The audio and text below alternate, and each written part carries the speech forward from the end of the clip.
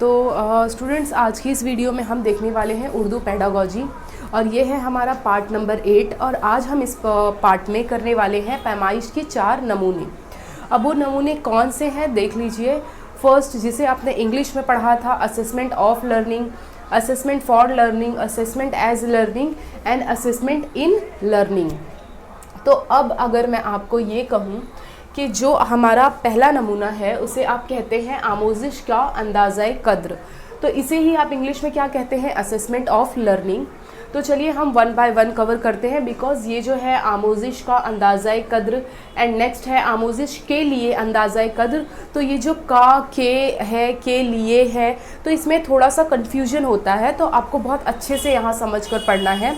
तो देखिए, फर्स्ट जो है आमोजिश का अंदाज़ा कद्र, तो इसमें क्या होता है ना, यहाँ पर हम सीखने के बाद, यानी टीचर ने या जिसने भी बच्चों को जो भी सिखाया है, सीखने के बाद जो हम अंदाज़ा कद्र करते हैं, अंदाज़ा लगाते हैं कि आपने कितना सीखा, उसे हम क्या कहते हैं, आमोजिश का अंदाज़ा कद्र कहते हैं।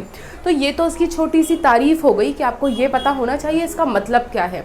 इसका मतलब ये होता है कि सीखने के बाद किया गया अंदाज़ा। अब यहाँ पर इसमें अहम किरदार ऑफकोर्स टीचर का होगा, मौल्लिम का होगा, क्योंकि टीचर ही क्या करने वाला है, सिखाने वाला है, तो उसका मेन किरदार होगा। और इसमें क्या होता है, एक मुतैना मुद्दत के बाद तुलबा की आमोजिश की पैमाइश की जाती है।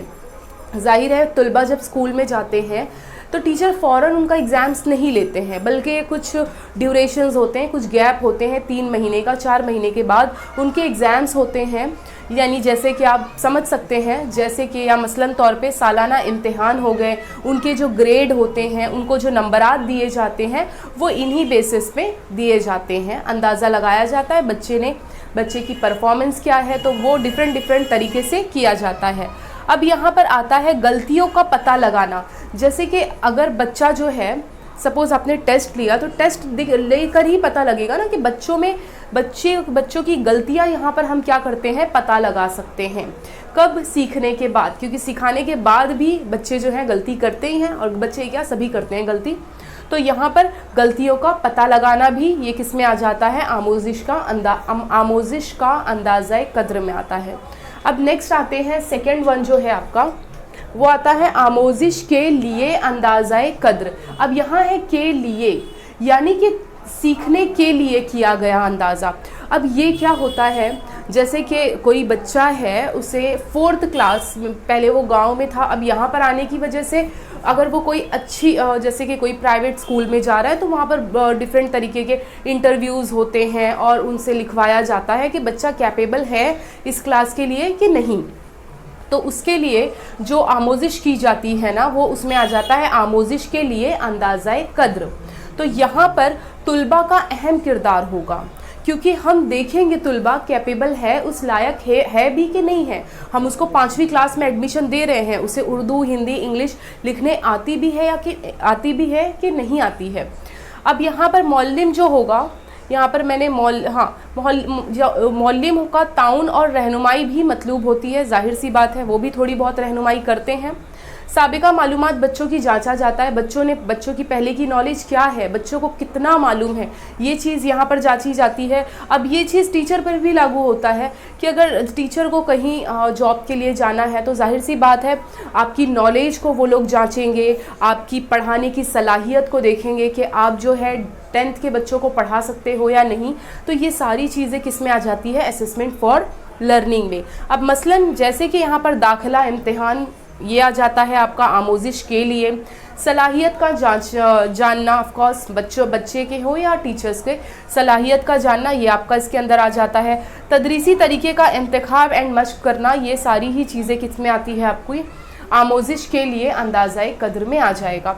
अब थर्ड वन जो है अंदाज़ा कद्र बतौर आमोजिश, जिसे आप इंग्लिश में कहेंगे असेसमेंट एज, अंदाज़ा कद्र बतौर आमोजिश। अब इस आमोजिश को हम इंग्लिश में क्या कहते हैं, असेसमेंट एज लर्निंग।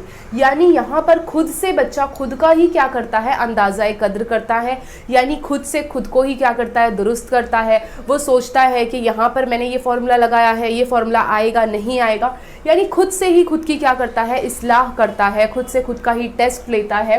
तो ये सारी चीज़ें किस में आ जाती है, असेसमेंट एज लर्निंग, जिसको आप उर्दू में कहेंगे अंदाज़ा कद्र बतौर आमोजिश। अब यहाँ पर एक जो मैंने पॉइंट यहाँ मेंशन किया है, इसका ताल्लुक तशख़ीसी जांच कहलाता है। ये इसका ताल्लुक किससे है, अगर जांच आप ना भी लिखें तो बस आप ये याद रख सकते हैं कि ये जो थर्ड वन है असेसमेंट एज लर्निंग, ये इसका ताल्लुक किससे है, तशख़ीसी से है, तो याद रखना ये हमको। एंड फोर्थ जो आपका आता है आमोजिश में अंदाज़ा कद्र, तो इसे आप इंग्लिश में क्या कहेंगे, असेसमेंट इन लर्निंग कहेंगे। इसमें ये आता है तदरीस के दौरान ही अंदाज़ा कद्र।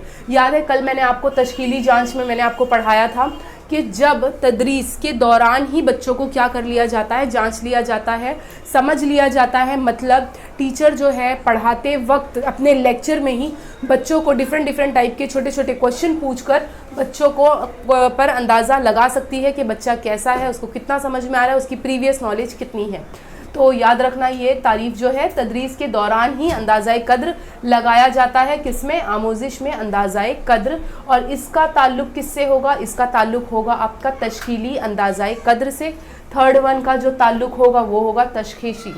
ओके, तो ये चारों पॉइंट्स जो है आपको बहुत अच्छे से याद रखने हैं। ये पैमाइश के 4 नमूने हैं। तो यहाँ पर आपका ये भी टॉपिक क्या होता है, ख़त्म होता है।